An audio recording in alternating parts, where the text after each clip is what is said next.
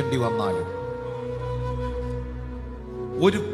ഒരു ബാക്ക് സപ്പോർട്ടും നിന്റെ വീട്ടിലില്ലെങ്കിലും, നിന്റെ പ്രാർത്ഥനയ്ക്ക് ഒരു പിന്തുണകളുമില്ലെങ്കിലും, കർമ്മേലിന്റെ മലമുകളിൽ ഏലിയാവ് ഒറ്റയ്ക്ക് നിൽക്കേണ്ടി വന്നതുപോലെ നിൽക്കേണ്ടി വന്നാലും നീയേ ജയിക്കത്തുള്ളൂ.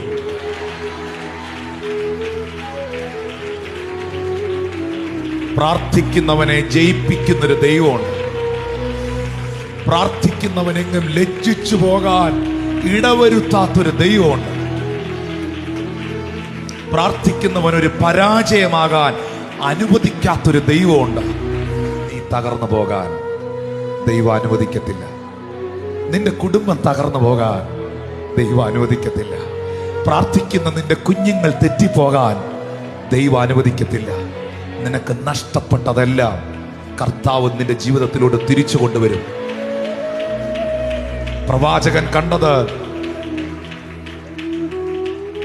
തന്നോട് ശിഷ്യൻ അറിയിക്കുന്ന ചെറിയ ഒരു കൈപ്പത്തിയാണ്, ചെറിയ ഒരു മേഘമാണ്.